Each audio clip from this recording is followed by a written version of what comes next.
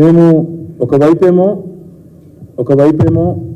మాకు సంబంధించి ఏమేమి చిన్న కరెక్షన్స్ చేసుకోవాలి ఆ విషయంలో కూడా మాట్లాడుకున్నాం.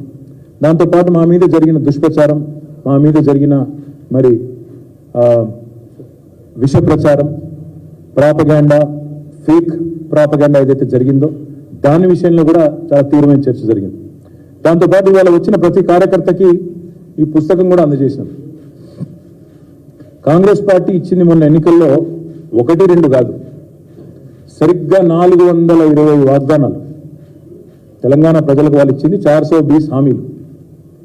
సో ఇది కూడా ఒక పుస్తక రూపంలో ఎన్ని హామీలు ఇచ్చారు, వాళ్ళు యూత్ డిక్లరేషన్లో ఏం చెప్పారు, ఎస్సీ డిక్లరేషన్లో ఏం చెప్పినారు, ఎస్టీ డిక్లరేషన్లో ఏం చెప్పారు, మహిళా డిక్లరేషన్లో ఏం చెప్పినారు, అవన్నీ కూడా ఈ హామీలన్నింటినీ కూడా ప్రజల దగ్గరికి తీసుకొని పోతాము.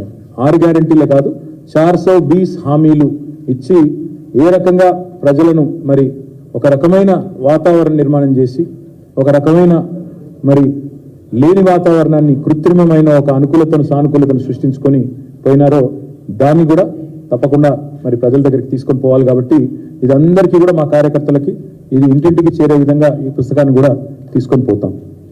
అదేవిధంగా మాకు ఇంకా కొన్ని విషయాలు కూడా చెప్పారు. నియోజకవర్గాల వారీగా ఈరోజు పార్లమెంటు నియోజకవర్గాల వారీగా ఇక్కడ సమీక్ష సమావేశాలు ప్రతి నియోజకవర్గం నుండి ఒక 70-75 మంది ముఖ్యులు, మొత్తం కలిపితే పార్లమెంట్కి 500 మంది ముఖ్యులతో 500 నుంచి 600 మంది ముఖ్యులతో ఇక్కడ సమావేశాలు జరుగుతున్నాయి. తదనంతరం ఫాలో అప్ గా మరి ఎందుకంటే ఈ సమావేశాలు 17 నియోజకవర్గాల్లో కూడా జరుగుతాయి కాబట్టి రాబోయే సంక్రాంతి తర్వాత కూడా ఇంకా ఒక 4-5 రోజులు ఈ మీటింగ్లు కొనసాగుతాయి. తదనంతరం క్షేత్రస్థాయిలో నియోజకవర్గాల వారీగా కూడా విస్తృత స్థాయి కార్యకర్తల సమావేశాలు కూడా పార్లమెంటు ఎన్నికలకు సంబంధించి సన్నాహక సమావేశాలు కూడా పెట్టుకుంటాం. దాంతోపాటు అక్కడక్కడ కాంగ్రెస్ పార్టీ ఇవాళ కొత్త ఆగడాలకు పాల్పడుతూ ఉంది. తుంగతుర్తిలో మా నాయకుల మీద ఇప్పుడు 2 సార్లు దాడులు జరిగినాయి. జగదీశ్వర్ రెడ్డి గారు మాజీ మంత్రి గారు, అదేవిధంగా అక్కడ మాజీ ఎమ్మెల్యే కిషోర్ గారు సూర్యాపేట హాస్పిటల్ కూడా ఇవాళ పోయినారు.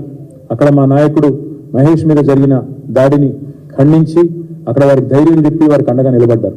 కానీ రాబోయే రోజుల్లో నిర్ణయం తీసుకున్నాం, తప్పకుండా పార్టీ రాష్ట్ర నాయకత్వం కూడా ఎక్కడ ఇట్లాంటి కార్యక్రమం జరిగినా అందరం కూడా అక్కడికి వెళ్తాం. అందరం కూడా మా కార్యకర్తలకి ధైర్యం చెప్పే విధంగా, అదేవిధంగా అవతల వాళ్ళు చేసే దుర్మార్గాలను ప్రజల్లో ఎండగట్టే విధంగా ప్రజాస్వామికంగానే తప్పకుండా ఎదుర్కొంటామని చెప్పి కూడా నేను మీకు విజ్ఞప్తి చేస్తా ఉన్నాను. దాంతోపాటు ఇవాళ నిజానికి మా వాళ్ళు ఎవ్వరు కూడా మేము అనుకున్నాను, నేను వ్యక్తిగతంగా అనుకున్నాను మా వాళ్ళు ఏమైనా కొద్దిగా డిమారలైజ్ అయినారేమో అని. కానీ చూస్తే మాత్రం చాలా ఉత్సాహంగా ఉన్నారు. వాళ్ళు చెప్తున్న మాట మాకు తప్పకుండా పార్లమెంట్లో బ్రహ్మాండమైన ఫలితాలు వస్తాయి. ఎందుకంటే స్వల్పమైన మరి తేడా వచ్చింది తప్ప ఏమీ లేదు. కొన్ని చోట్ల ఉదాహరణకు ఆదిలాబాద్ పార్లమెంట్లో ఒక 2-3 బీజేపీ అభ్యర్థులు ఎవరైతే గెలిచినారో వాళ్ళు ఇవరకు 4 సార్లు ఓడిపోయినారు. వాళ్ళ మీద ఆసానుభూతి కూడా కొంత పనిచేసినట్టుంది. దాంతోపాటు కొంత అక్కడక్కడ మరి మేము ఊహించని కొన్ని కారణాల వల్ల కూడా అనుకోకుండా కొంత నష్టం జరిగింది. ఆ విషయాన్ని కూడా ఈరోజు మా నాయకులు మా దృష్టికి కూడా తీసుకుని వచ్చినారు. ఆ విషయంలో కూడా తప్పకుండా కొన్ని మార్పులు చేర్పులు కూడా చేసుకుంటాం.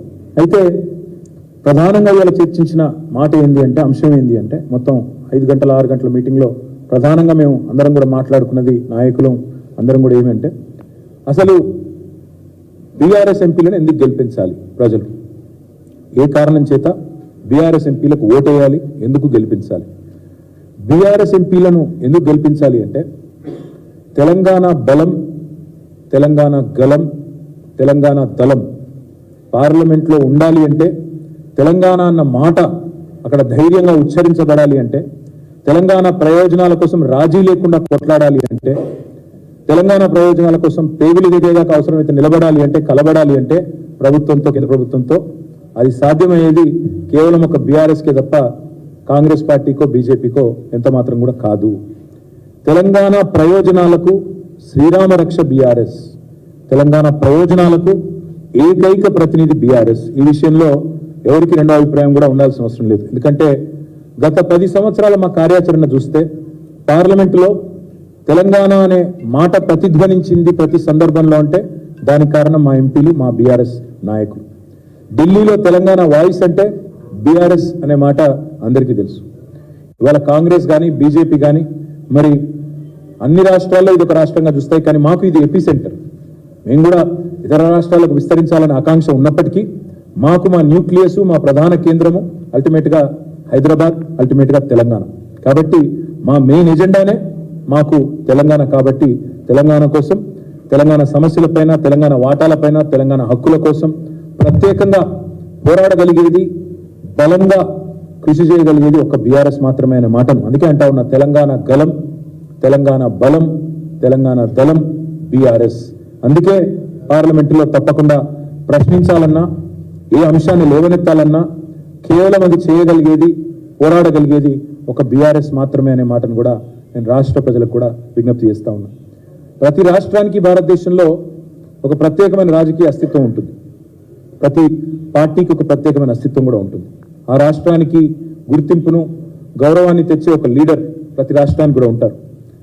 సొంత బలంతో, గట్టి గలంతో మాట్లాడే సత్తా ఉన్న నాయకులు భారతదేశంలో ప్రతి రాష్ట్రంలో ఉన్నారు. అట్లా ఉన్నప్పుడే ఆ రాష్ట్రానికి విలువ ఉంటుంది. ఉదాహరణకి బెంగాల్ అనగానే మనకు గుర్తొచ్చేది ఎవరు? మమతా బెనర్జీ గారు. బెంగాల్కి భేటీ అనగానే ఇవాళ మమతా బెనర్జీ గారు, దీదీగా పిలువబడే మమతా బెనర్జీ గారే గుర్తొస్తారు. తమిళనాడు అనగానే గుర్తొచ్చేది ఇవాళ ఒక డిఎంకే, ఒక స్టాలిన్ గారు, లేదా అన్నా డిఎంకే పార్టీ గుర్తొస్తుంది. ఆంధ్రప్రదేశ్ అనగానే గుర్తొచ్చేది ఇటు జగన్మోహన్ రెడ్డి గారు, అటు చంద్రబాబు నాయుడు గారు. ఎందుకంటే రెండు పార్టీలదే అక్కడ ప్రభావం ఉంది. ఒడిశా అనగానే గుర్తొచ్చేది నవీన్ పట్నాయక్ గారు, బిజు జనతాదళ్ పార్టీ. బీహార్ అంటే గుర్తొచ్చేది నితీష్ కుమార్ గారు, తేజస్వి యాదవ్ గారు. మహారాష్ట్ర అంటే గుర్తొచ్చేది శరద్ పవార్ గారు, ఉద్ధవ్ ఠాక్రే గారు. అదేవిధంగా ఇవాళ తెలంగాణ అనగానే గుర్తొచ్చేది భారతదేశం అంతా వెంటనే స్ఫురించే పేరు, గుర్తొచ్చే రూపం కేసీఆర్, బీఆర్ఎస్ మాత్రమే. ఎవరు ఎన్ని చెప్పినా, ఎవరు ఎన్ని రకాలుగా మాట్లాడినా ఇది నిర్వివాదమైన అంశం. ఇందులో రెండో అభిప్రాయానికి ఎవరికి కూడా నిజానికి ఆలోచన కానీ ఇంకా దానికి కానీ ఆస్కారం కూడా లేదు. ఇవాళ ఈ పవర్ఫుల్ నాయకుల వల్ల,